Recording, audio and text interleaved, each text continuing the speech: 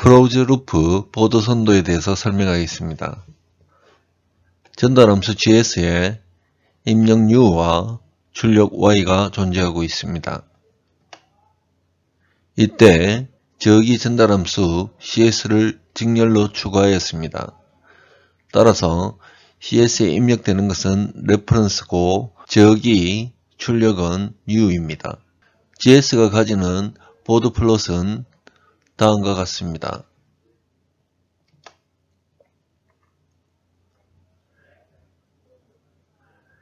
직렬 이득 CS를 추가하게 되면 보드 선도는 빨간색으로 변화하게 됩니다. 클로즈 루프 전달함수를 살펴보도록 하겠습니다. 전달함수 GS에 CS가 추가가 되어 있습니다. 출력 Y를 네거티브 피드백을 하고 레퍼런스와 차이를 오차로 정의합니다. 여기 CS를 거치고 나면 입력이 되며 이것은 GS를 거쳐서 출력으로 결정됩니다.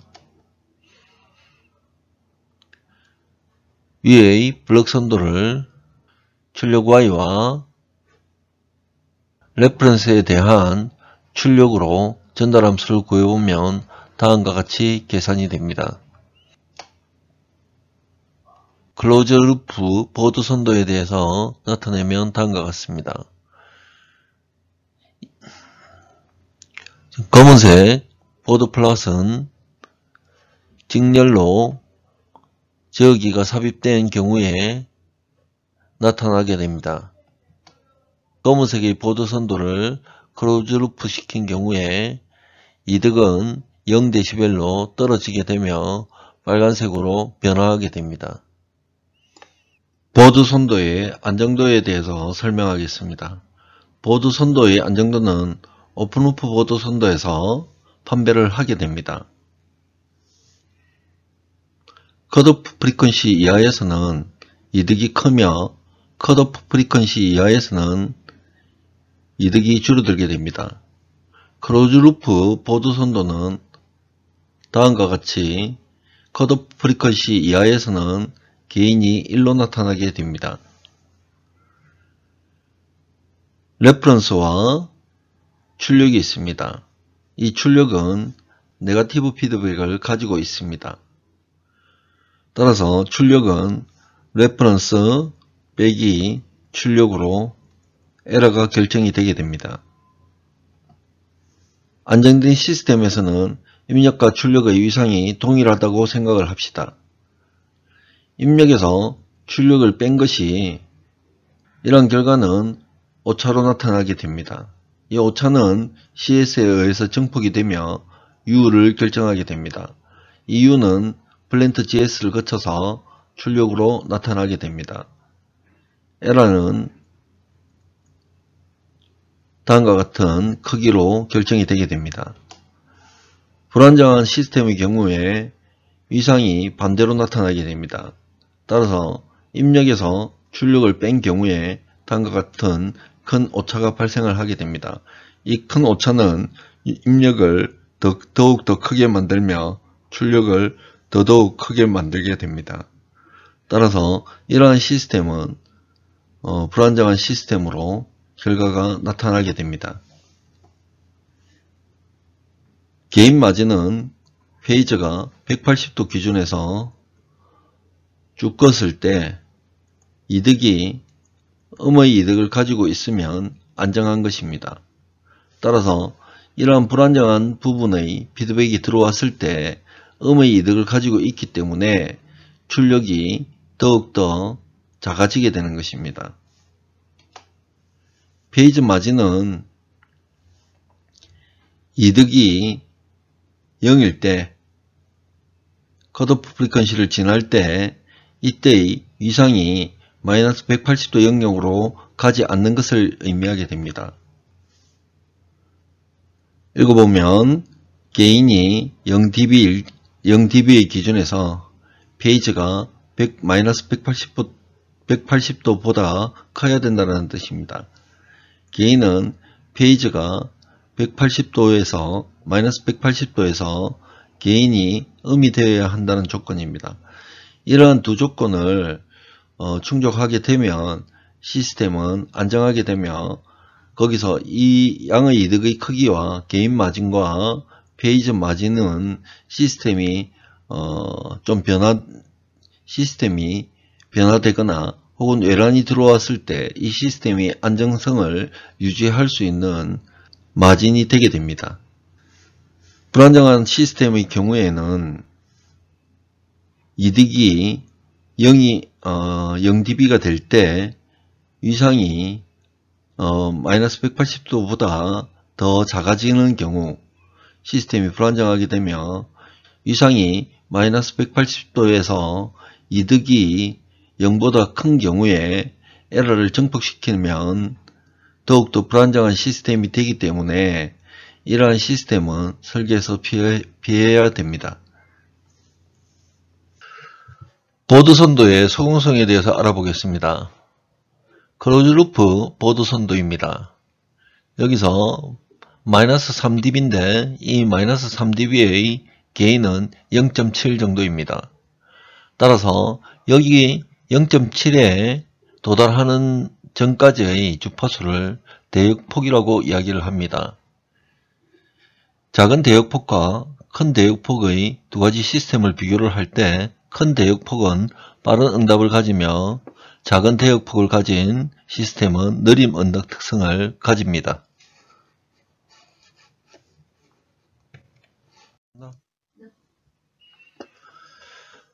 DC 전동기의 모델링 부분을 살펴보겠습니다. 모델링의 결과는 블록도와 전달함수가 됩니다. 모델링 수식은 다음과 같이 기본적으로 4가지의 전개적인 방정식과 기계적인 방정식으로 나타내어집니다. 블록도를 그리기 위해서는 다음과 같은 수식의 변화가 필요합니다. 위의 전기자 전압은 전기자 저항 전류 곱하기 L과 I 도트 그 다음 역기전력으로 구성됩니다. 이걸 전기자 전류로 묶어줍니다. 토크식은 대문자로 시환을 해주면 됩니다. 기계적인 방정식에서 오메가로 전체를 묶어주면 됩니다. 역기전력 전압은 다음과 같이 동일하게 사용을 하게 됩니다.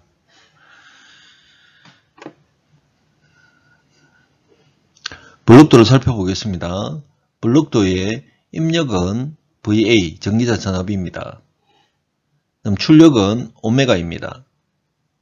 중간 과정을 살펴보면 전기자 전압에 역기전력을 빼준 전압이 저항과 인덕터에 인가가 되며 전류를 발생시킵니다. 발생된 전류는 토크 상수와 곱해져서 전기적인 토크가 만들어지게 됩니다. 외부 토크와 전기적인 토크의 차이가 관성과 마찰에 의한 기계적인 전달함수 부분에 인가가 되며 이걸 통과를 하게 되면 속도가 나오게 됩니다. 이 속도는 백 EMF 상수와 곱해져서 다시 역기전력이 되게 됩니다. 따라서 이 블록 선도는 매우 중요하므로 그리는 것을 몇 번 반복해서 반드시 암기해 주시기를 바랍니다. 전달함수를 살펴보겠습니다. 전달함수에서 계산 간략하게 나타내야 되기 때문에 몇 가지 조건이 붙습니다. 이 전달함수에서 KT와 플럭스의 곱이 K라는 비례상수로 나타내며 역기전력 텀 역시 비례상수 K로 나타낼 수가 있습니다.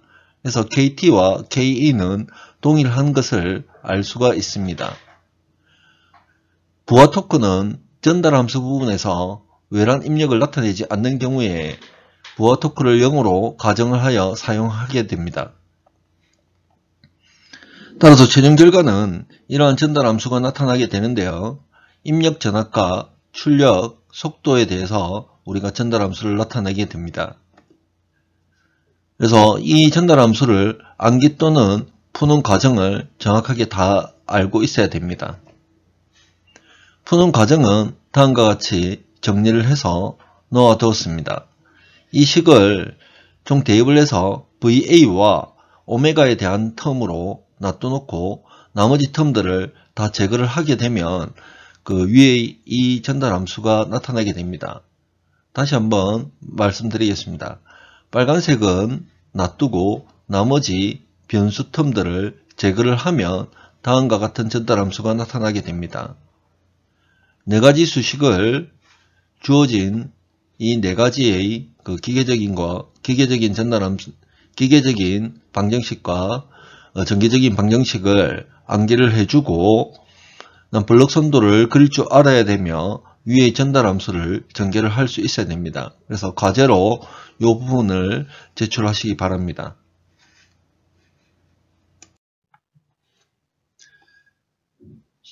시스템의 극점 배치에 따른 응답 특성을 알아보도록 하겠습니다.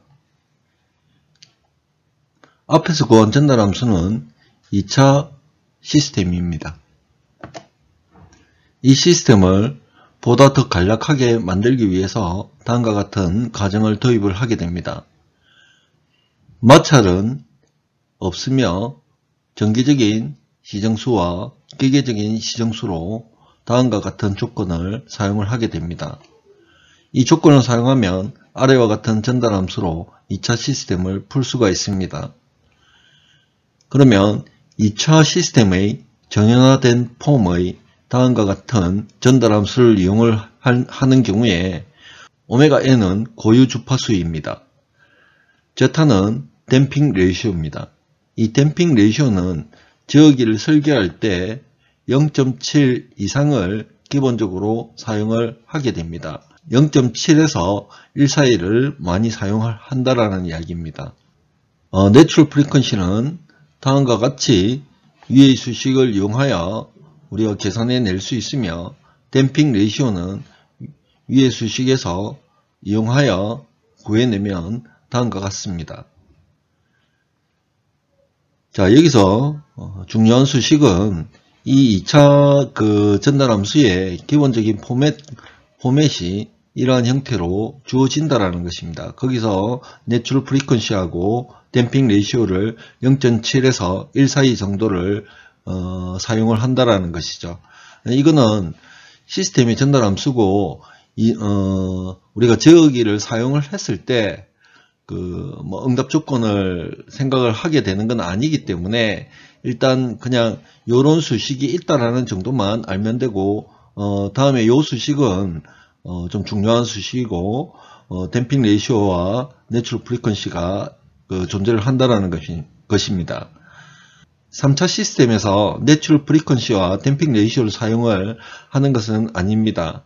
따라서 우리가 극점 배치에 따른 응답 특성을 보아야 되는데 일단 먼저 2차 시스템에 대한 응답 특성 부분을 봅시다. 인계 감쇄는 크리티컬 댐핑이라고 이야기를 합니다. 크리티컬 댐핑을 가지는 경우에 우리가 댐핑이 1이고 오버슈트가 생기지를 않습니다. 언더댐핑은 제타가 댐핑 레이시오가 1 이하일 때 약간의 오버슈트가 생기는 것을 이야기를 합니다. 다음 댐핑 레이시오를 1보다 크게 잡아갔을 때는 오버댐핑으로 크리티컬 댐핑보다 속도가 느리게 됩니다. 저기를 넣어서 크리티컬 댐핑보다 굳이 느리게 우리가 저기를 운영할 필요성이 거의 없기 때문에 오버댐핑 부분은 많이 사용을 하지 않게 됩니다. 그래서 크리티컬 댐핑 부분에서 오버슈트가 조금 나더라도 언더댐핑을 한 10% 정도를 가져갈 때 우리가 댐핑 레이시오를 0.7 정도를 사용을 하기 때문에 일반적으로 저기는 소음성 부분도 중요하기 때문에 부족 감쇄 영역에서 많이 설계가 됩니다. S표면 자체에서 크리티컬 댐핑의 경우에 부분이고 이 오버댐핑이라는 부분은 크리티컬 댐핑으로 우리가 설계를 가능한데 굳이 오버댐핑까지 가져가서 우리가 원점 가까이로 극점을 끌고 가는 것을 이야기를 합니다. 굳이 사용을 하진 않겠죠. 대신에 그 언더댐핑 부분은 이미지너리 파트 부분을 포함을 하고 있습니다. 그래서 그 언더댐핑 부분으로 조금 끌고 가서 우리가 저기를 설계하게 되는 거죠. 그래서 불안정 영역을 살펴보면 극점이 오반면에 존재를 하게 되면은 그 점점점 그 시스템의 응답이 진동으로 커지게 되는 것이고, 지금 이미지너리 파트가 허수 파트가 큰 경우하고 작은 경우가 있는데, 큰 경우는 주파수가 크며 작은 경우는 주파수가 작습니다. 그래서 그 경우에 따라서 뭐 이쪽 부분을 그 실수 부분이 아니고 허수 부분으로 설계하는 경우는 없습니다. 그래서 실제로 설계를 한다는 것이 언더 댐핑 영역하고 크리티컬 댐핑 영역 사이에 우리가 루트 로커스를 사용을 했을 때 이 영역에 존재를 하게끔 우리는 저기를 설계를 하게 될 것입니다.